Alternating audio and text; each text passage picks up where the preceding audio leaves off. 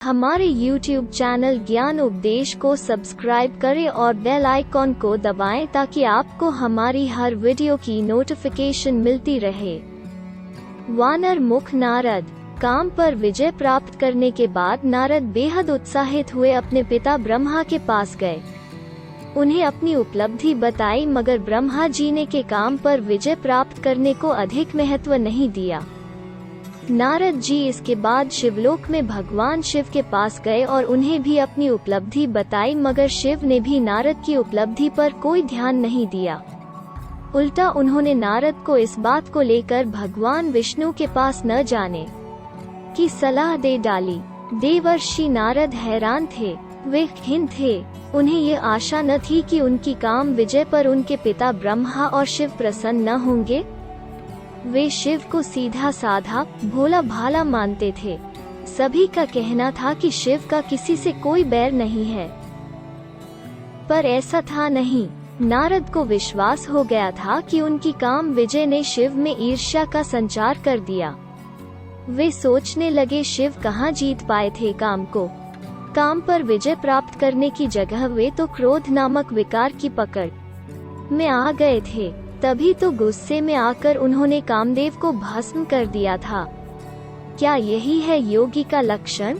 नारद के कानों में शिव के यह शब्द, वत्स, तुमने अपने पिता और मुझे प्रसन्नता पूर्वक अपनी विजय का समाचार दिया, पर श्रीहरि को यह बताने उनके पास न जाना, बार बार गूंज रहे थे।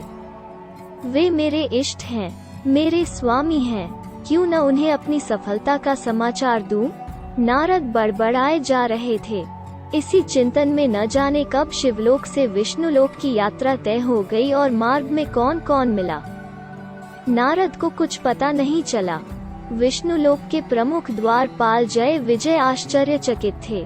उन्होंने नारद की ऐसा अस्त व्यस्त दशा इससे पहले कभी न देखी थी, और फिर नारद की वीणा की तारें भी तो मौन थीं। उन्होंने नारद जी को प्रणाम किया। नारद ने उनकी ओर गहरी दृष्टि से देखा। वे जानना चाहते थे कि उनकी विजय का समाचार विष्णुलोक में उनसे पहले ही तो नहीं पहुंच गया। लेकिन ऐसे कोई लक्षण न देख नारद ने अभिवादन के जवाब में सिर्फ अपना सिर हिला दिया। ये अभिवादन की परंपरा के विरुद्ध था, लेकिन नारद तो परंपरा अपरंपरा से परे मात्र अपने अस्तित्व के नए स्वरूप की स्वीकृति में लगे हुए थे। नारद ने द्वारपालों के सामने अपना निश्चय रखा, विष्णु भगवान के दर्शन करना चाहता हूँ। यह सुनकर जय विजय को और भी ज्यादा हैरानी हुई। वे सोचने लगे देवर्षि के लिए तो किसी भी लोक में किसी प्रकार का विधि निषेध नहीं है, वे कहीं भी पहुँच सकते हैं, फिर यह औपचारिकता कैसी? यह सोच दोनों भागे भागे भगवान विष्णु के सामने उपस्थित हुए। उन्होंने देवर्षि के आगमन की सूचना भी दी और यह भी निवेदन किया कि आज देवर्षि बदले हुए हैं। भगवान ने अपनी आंखें खोले बिना जय विजय की सारी बात सुनी। अंत में मुस्कुराए और देवर्षि को ससम्मान लाने की अनुमति प्रदान कर दी। देवर्षि ने भगवान के श्री चरणों को स्पर्श किया। भगवान ने बिना कोई आशीर्वाद दिए पूछा, कैसे हो नारद? नारद की आंखों से आंसू की धारा बह चली। बोले, आप तो सर्वज्ञ हैं प्रभु, पर मुझ अज्ञानी को आज पहली बार ज्ञात हुआ कि किसी की सफलता पर कोई प्रसन्न नहीं होता। यहाँ तक कि पिता भी नहीं और देवों में भी कोई नहीं, भले ही वे चाहे शिव ही क्यों न हो। वे भी ईर्ष्या से मुक्त नहीं हैं। आप ही बताएं, उन्होंने ऐसा क्यों कहा कि मैं अपनी विजय गाथा आपको न बताऊं? श्रीहरि ने प्रश्न किया, विजय गाथा? कैसी विजय गाथा नारद जी? नारद बोले, हाँ भगवान, विजय गाथा, जिस पर आज तक कोई विजय प्राप्त नहीं कर पाया। मैंने उस कामदेव को परास्त कर दिया। उसने हारने के बाद मेरे पैरों में गिरकर मुझसे, आपके दास से क्षमा मांगी। लेकिन नारद, तुम तो ब्रह्मचारी हो, तुमने विवाह नहीं किया, तो क्या काम पर तुमने पहले विजय नहीं पाई थी? श्रीहरि ने मुस्कुराते हुए जब यह प्रश्न पूछा, तो महालक्ष्मी भी बिना मुस्कुराए न रह सकी। श्रीहरि के इन वाक्यों में किसी प्रकार का व्यंग्य नहीं था। वे नारद को भीतर से कुरेदकर कुछ बाहर निकालना चाहते थे। नारद के पास श्रीहरि के इस प्रश्न का कोई उत्तर न था। श्रीहरि बोले, देवर्षि, तुम तो सहज रूप से काम से परे हो। उस पर विजय की बात सोच स्वयं को अपने स्वरूप से नीचे क्यों गिराते हो? सहज विचरण करो, विजय पराजय से परे जनहित का कार्य करो। यही एक सच्चे भक्त की पहचान होती है। यह सुनकर नारद का मुखमंडल आंसुओं से धुल चुका था। ऐसा क्यों हुआ था, इसे तो श्रीहरि भी जानते थे। महालक्ष्मी ने अपना स्नेह भरा हाथ देवर्षि के माथे पर रखा। नारद कुछ सहज हुए। उन्होंने श्रीहरि को प्रणाम किया। श्रीहरि ने आशीर्वाद दिया, जो चाहते हो वो प्राप्त करो। नारद के मुख से निकला, भक्ति दे भगवन, अपनी भक्ति दे। समय बीता। पृथ्वी लोक में विचरते हुए नारद की दृष्टि समुद्र के किनारे बसे एक सुंदर नगर पर पड़ी। नारद उस ओर मुड़े, नगर में प्रवेश किया। लगा मानो इंद्रपुरी पहुंच गए। राजमहल के प्रवेश द्वार पर जा खड़े हुए नारद का सभी ने अभिवादन किया। महाराज को देवर्षि के आगमन का समाचार मिला। वे महारानी के साथ अगवानी करने आ पहुँचे। देवर्षि का माया नगरी में स्वागत है, इतना कहकर महाराज ने देवर्षि को दंडवत प्रणाम किया। वेदों का सस्वर पाठ आरंभ हो गया। देवर्षि आश्चर्यचकित थे। उन्हें लगा जैसे सब कुछ पूर्व नियोजित था, लेकिन देवर्षि इस समय विचारों की उलझन में नहीं उलझना चाहते थे। उन्हें बस इतना पता चल गया था कि उस नवीन का नाम माया नगरी था। मन ही मन वो यह भी सोच रहे थे कि नगर की भव्यता के हिसाब से माया नगरी नाम सार्थक ही है। देवर्षि राजभवन में पहुंच चुके थे। वे राज सिंहासन पर आसीन थे। समूचा राज परिवार देवर्षि के चरणों में बैठा था। महाराज ने महारानी के कानों में कुछ कहा। महारानी प्रणाम कर वहां से उठी और रतिवास की ओर चल दी। थोड़ी देर बाद देवर्षि उठ खड़े हुए, बोले, राजन, मैं अब चलता हूँ, फिर कभी। अभी देवर्षि कुछ कहते कि सामने से आती सौंदर्य की साक्षात प्रतिमा को देखकर स्तंभित रह गए। देवर्षि ने ऐसा सौंदर्य तो कभी भी कहीं भी नहीं देखा था। महाराज ने देवर्षि को परिचय देते हुए बताया, भगवान, यह है मेरी पुत्री महालक्ष्मी। राजकुमारी ने देवर्षि को प्रणाम किया। देवर्षि की तंद्रा तो तब टूटी जब महारानी ने निवेदन किया, देवर्षि आशीर्वाद के लिए झुकी हुई आपकी अनन्य भक्ता महारानी। का यह शब्द चौंकाने वाला था। राजकुमारी ने अपनत्व सा दिखाते हुए, इठलाते हुए देवर्षि की ओर अपना बायां हाथ बढ़ा दिया और बोली, महर्षि, आप तो प्रजापति ब्रह्मा के मानस पुत्र हैं, त्रिकालदर्शी हैं। बताइए मेरा भविष्य कैसा है? पहले बैठने का आग्रह करो, फिर जो चाहती हो पूछो। महारानी ने राजकुमारी को प्यार भरी डांट दी। देवर्षि कब फिर आसन पर बैठ गए, उन्हें कुछ पता नहीं चला। उन्होंने राजकुमारी के हाथ पर जब दृष्टि डाली तो वे आश्चर्यचकित रह गए। ऐसा हाथ, जो इससे विवाह करेगा वो विश्वपति बनेगा, जो विश्वपति होगा उसी का इससे विवाह होगा। खुद में ही उलझ कर रह गए देवर्षि नारद। कुछ समझ नहीं आ रहा था, इसलिए वे मौन हो गए थे। क्यों परेशान कर रही हो देवर्षि को? फिर कभी पूछ लेना अपना भविष्य। महाराज ने राजकुमारी को यह कहते हुए देवर्षि के श्री चरणों में निवेदन किया, इसी पूर्णिमा के दिन मेरी पुत्री का स्वयंवर हो रहा है। आप आशीर्वाद दे कि यह सुयोग्य वर के गले में जय माला डाले।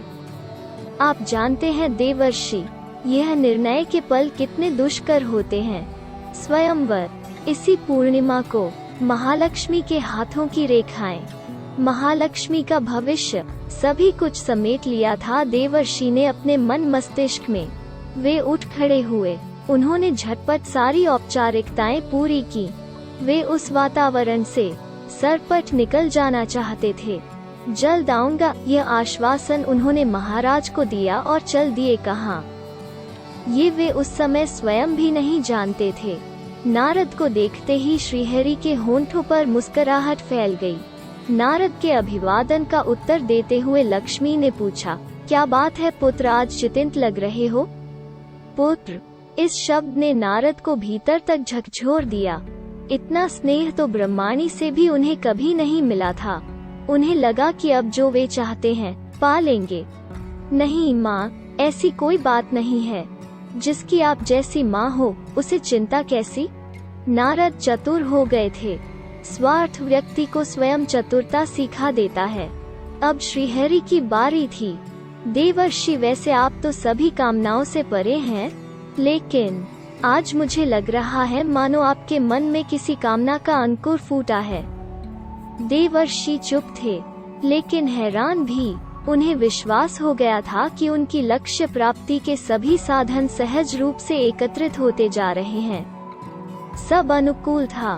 भगवान, ऐसी कोई बात नहीं है। आपके श्री चरणों में मात्र छोटी सी प्रार्थना थी। कहो पुत्र, पूर्णिमा के दिन सिर्फ एक दिन के लिए मुझे अपना रूप देने की कृपा करें। और मैं किस रूप में रहूं? आप तो कोई भी रूप ले सकते हैं। देवर्षि उतावले हो रहे थे। उन्हें डर था कि कहीं श्रीहरि उन्हें मना न कर दें। ठीक है, पूर्णिमा को हरे रूप हो जाएगा तुम्हारा। श्रीहरि ने हरे रूप देने का वर दे दिया देवर्षि को। देवर्षि उठ खड़े हुए। उन्होंने एक बार अपने इष्ट की आंखों में यह सोचकर झांका कि कहीं छल तो नहीं कर रहे हैं श्रीहरि। श्रीहरि ने नारद के मन को भांप लिया। देवर्षि, परेशान न हो, संतों से छल मेरी मर्यादा नहीं है। मैं तो भक्तों का धर्म रक्षक हूँ, श्रीहरि बोले। नारद झेप गए। चोरी पकड़ी गई थी।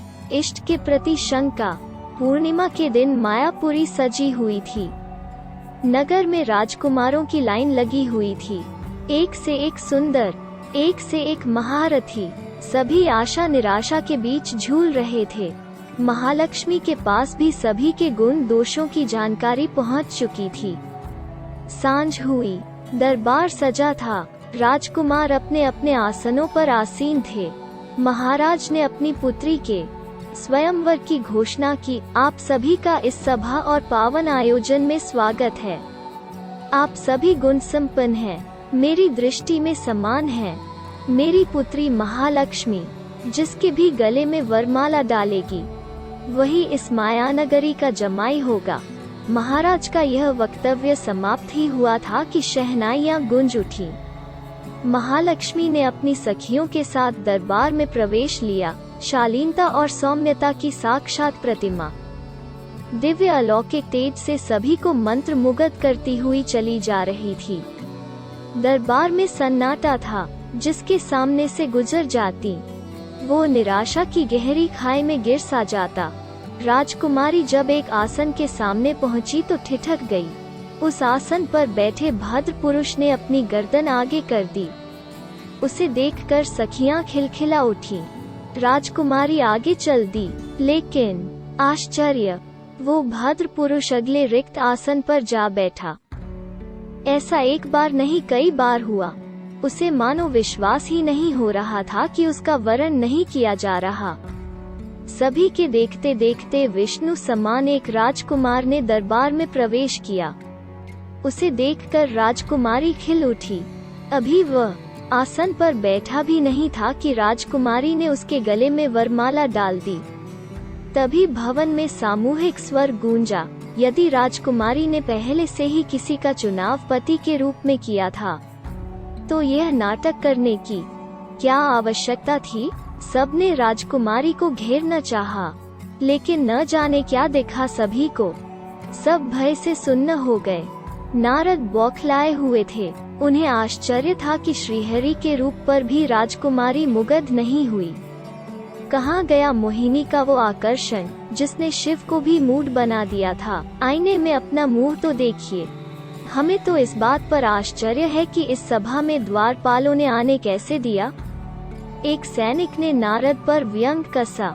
यह सुनकर नारद की आंखों से क्रोध की ज्वाला फूटने लगी। सैनिक घबरा गए। फिर भी साहस करके एक सैनिक ने उन्हें दर्पण थमा दिया। जब नारद की दृष्टि दर्पण पर पड़ी, तो वे आश्चर्यचकित रह गए। उनकी मुखाकृति तो वानर की थी। नारद आपे से बाहर हो गए। इतना बड़ा छल अपमान। अब वे विष्णुलोक के मार्ग पर चले जा रहे थे। अभी थोड़ी दूर ही गए होंगे कि श्री विष्णु का रथ दिखाई दिया। नारद की गति वायु सी तीव्र हो गई। रथ के पास पहुंच नारद ने देखा तो उन्हें विश्वास न हुआ। श्रीहरि के साथ राजकुमारी महालक्ष्मी थी। यह क्या श्रीहरि, आपने मुझसे, अपने भक्त से घात किया।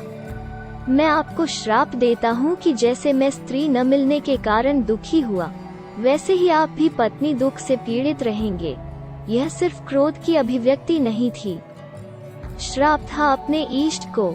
काम के बाद अब क्रोध से भी हार गए नारद।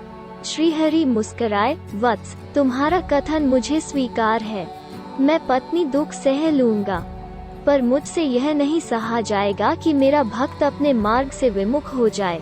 अब तुम्हें यह बात समझ आ गई होगी कि तुम्हारे पिता ने और सदाशिव ने मुझे काम विजय का समाचार देने को क्यों मना किया था। श्रीहरि के ये शब्द सुनकर देवर्षि की आंखों से माया और अहंकार का पर्दा हट गया था। वे राजकुमारी से नजरें चुरा रहे थे। वत्स, माता पिता को संतान का हित सर्वोपरि है। उनका कार्य है संतान को सही मार्ग पर लाना। यह माँ लक्ष्मी की वाणी थी। नारद ने नजरें उठाकर राजकुमारी की ओर देखा तो देखते ही रह गए। वो राजकुमारी नहीं, माँ लक्ष्मी थी। नारद दोनों के श्री चरणों में गिर पड़े। कथा है कि इसी शाप के कारण विष्णु ने रामावतार लिया और सीता के विरह में जंगल जंगल भटके, यहाँ तक कि उन्हें अंत में सीता को वन में छोड़ना पड़ा। अगर ये वीडियो आपको अच्छी लगी तो इस वीडियो को शेयर करें और हमारे YouTube चैनल ज्ञान उपदेश को सब्सक्राइब करें।